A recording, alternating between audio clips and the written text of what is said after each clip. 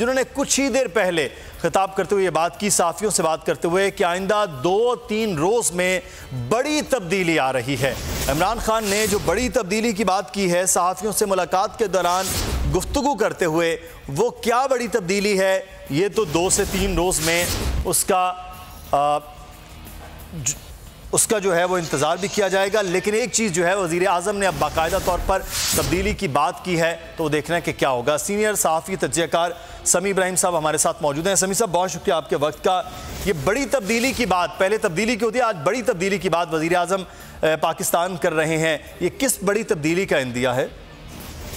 आज गुफ्तगू थी वज़ीर आज़म साहब की सहाफ़ियों से, तो उन्होंने तब्दीलियों का जिक्र किया है। उन्होंने कहा है कि अगले 1-2 दिनों में आप देखेंगे और भी तब्दीलियां आएंगी। तो इससे क्या उनके ज़हन में है, अब हम वफाकी काबीना में वो तब्दीली कर रहे हैं, ब्यूरोक्रेसी में कर रहे हैं, तो ये तो हमें नहीं पता। लेकिन ये बात उन्होंने कही है कि 1-2 दिनों में आप देखेंगे तब्दीलियां आएंगी। लेकिन साथ उन्होंने ये भी कहा है कि असद उमर काबीना में वापस आएंगे, असद उमर काबीना में वापस आएंगे, ये कहा है वज़ीर आज़म ने। और दूसरा जो उनसे जो सवाल जवाब थे वो इस कॉन्टेक्स्ट में थे कि आपसे एनआरओ कौन मांग रहा है, आप एनआरओ कैसे दे सकते हैं। तो उन्होंने ये कहा ये जो अपोजिशन वावेला करती है, शोर मचाती है, इसकी ये सिर्फ इसलिए कर रहे हैं कि हम प्रेशर में आके इनके जो खिलाफ मुकदमात हैं उनको हम परस्यू ना करें, लेकिन इस पर मैं कोई कंप्रोमाइज़ नहीं करूँगा। और दूसरा जो उन्होंने आज 7 बिल कौमी असम्बली में कल जो ले किए हैं, जिसमें आम आदमी की भलाई के लिए बहुत सारी कानून में तरमीम है, तो उन्होंने ये कहा है कि ये एक लिहाज से आज उन्होंने इस बात को कंफर्म किया कि मुख्तलिफ इशूज़ पर पार्टी के अंदर मुख्तलिफ सोच है।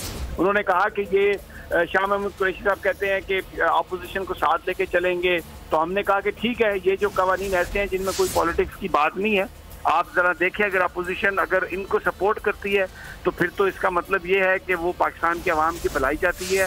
लेकिन अगर वो इन बिल्स को भी सपोर्ट नहीं करती जिसमें आम आदमियों की भलाई है, तो इसका मतलब ये है कि वो डेमोक्रेसी को डाका डालने के लिए इस्तेमाल करते हैं। डेमोक्रेसी को वो इसलिए अपनी करप्शन को, चीज़ों को छुपाने के लिए वो सब कुछ कर रहे हैं, लेकिन किसी तरह से भी हम कंप्रोमाइज़ नहीं करेंगे। एक सवाल ये था कि आप नॉन इलेक्टेड जो लोग हैं उनको आप ज़्यादा अहमियत दे रहे हैं, तो उन्होंने कहा है कि पाकिस्तान में अगर जहाँ पर 5 साल के बाद लोग हमसे ये पूछेंगे कि आपने डिलीवर किया है या नहीं, तो अगर कहीं पर अगर वजीर में वो नहीं है, इस्तिताअत ब्यूरोक्रेसी में नहीं है, तो फिर हमें बीच में से लोग लाने पड़ते हैं ताकि वो डिलीवर कर सकें, ताकि हमने जो आवाम से वादे किए हैं वो डिलीवर करें। प्रेसिडेंशियल फार्म ऑफ गवर्नमेंट के बारे में उन्होंने कहा कि मुझे नहीं समझ कि ये किस तरह से खबरें आ रही हैं, क्या बातें आ रही हैं, लेकिन उन्होंने इस हवाले से कोई ऐसा लग नहीं रहा था कि वज़ीर आज़म जो हैं ये कोई सदारती जो इंतज़ाम है या जो सदारती हुकूमत है, ये सदारती निज़ाम हुकूमत है, उस पर कोई ज़्यादा वो उनका इस वक्त फोकस है। लेकिन वो ये कह रहे हैं कि बेसिकली उन्होंने आज जो DGISR की जो प्रेस कॉन्फ्रेंस थी उसको उन्होंने एंडोर्स किया। उन्होंने कहा मेरे पास इंटेलिजेंस की रिपोर्ट्स आती हैं कि जो पैसे दे रही है भारत की हुकूमत और वहाँ पर लोगों को इस्तेमाल किया जा रहा है पाकिस्तान के खिलाफ। बहरहाल ओवरऑल ही लुक वेरी कॉन्फिडेंट।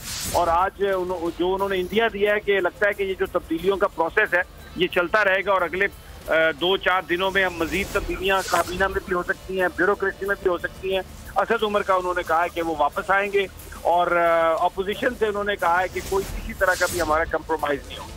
सही। समी इब्राहिम साहब, एक जो चीज़ आप बता रहे हैं, एक तो काबीना की तब्दीली जिसमें असद उमर साहब का तो उन्होंने बहरहाल नाम भी ले लिया है, ब्यूरोक्रेसी के अंदर पहले भी तब्दीलियां हो चुकी हैं कि वो भी तब्दीलियों का मामला है। लेकिन एक जो चीज़ इस वक्त काबीना के अंदर समी इब्राहिम साहब, उस हवाले से कोई बात हुई आज पब्लिक अकाउंट्स कमेटी की चेयरमैनशिप और शहबाज शरीफ साहब का जाना, अपोजिशन लीडर हैं क्योंकि वो भी देखिए वो ये बेसिकली इसी कॉन्टेक्स्ट में बात कर रहे थे कि ये जो NRO के हवाले से बात हुई थी वो बिल्कुल कतई तौर पर वज़ीर आज़म साहब का ना वो इसको NRO समझते हैं ना वो देने के लिए तैयार हैं।